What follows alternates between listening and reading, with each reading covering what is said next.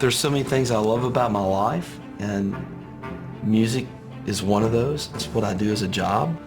I don't wake up every day and think, man, I got a musical career and I'm gonna go make a record today. But I just as much enjoy just loving on people. I love when I get into a youth group, and I love finding the underdog. I love finding the kid in the corner that you know is the outcast, and I love going up to that kid and put my arm around that kid. I could do stuff like that for the rest of my life and not sing another song.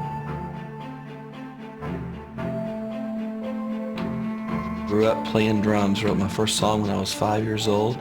Was able to hear a pop song and be able to play it. And I was in the choir in a little Baptist church, and my heart was really after the Lord. All I wanted to do was just pick up a guitar and sing praise songs. God had a call in my life, and music was supposed to be a part of that. For some reason, it was contagious to me. It made me light up.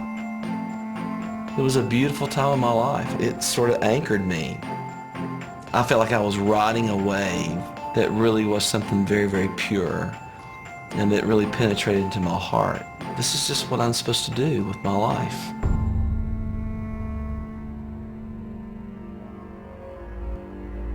Well, when I got to 17, all my older friends went off to college, and I moved to Nashville, Tennessee to be a songwriter. I was playing in after-hours bars from 1:30 to 5:30, just in a bunch of trouble. And I began to be enticed that maybe you could play with the fire and you won't get burned.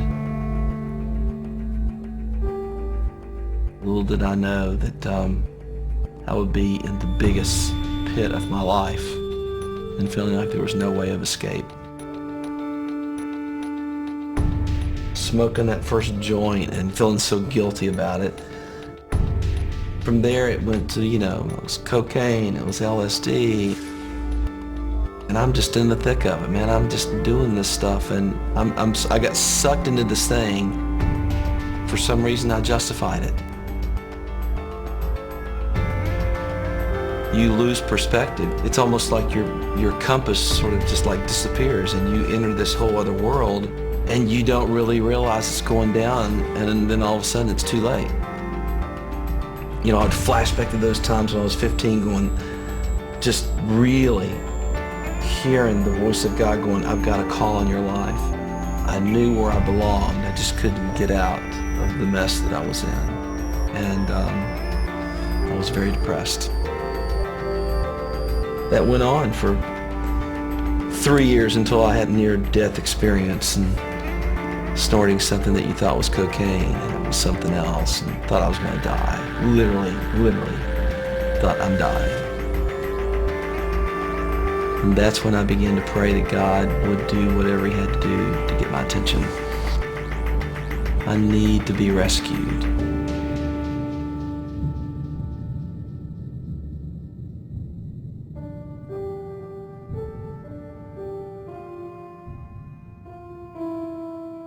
Everything began to change.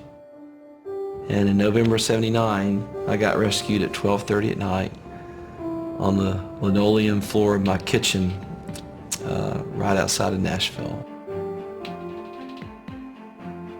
I went on the floor and just began to shake. And I was crawled up like a baby, and I was just weeping. I was weeping, and I wept, and I wept, and I cried, and I cried, and I just began to cry out for God. The God of the universe came and wept with me on that floor, and I haven't been the same since. It all changed. I made up my mind that I would hold myself accountable. I would surround myself with great people. One thing led to another. 8 months later, I got my first songwriting contract. I was getting paid $200 a week to write songs. I thought I'd died and gone to heaven. And then all of a sudden, I found myself getting a record deal. And I'm in the studio 14 hours a day, and I'm writing songs. And, all of a sudden, I'm opening up for Amy Grant, and I'm doing my own tours. And then all of a sudden, you find yourself filling arenas. never could have orchestrated any of this. And so, been pretty remarkable. God's faithful. I know now what the real deal is. And I know now that selling millions of records doesn't bring you peace. And I know where my hope lies. It's not being a rock star. All that stuff dissipates, but it never lasts. It doesn't last. The greatest peace that I have is I know who I am. I'm a son of the High King of the universe. My identity crisis is solved. I am Michael W. Smith, and I am second.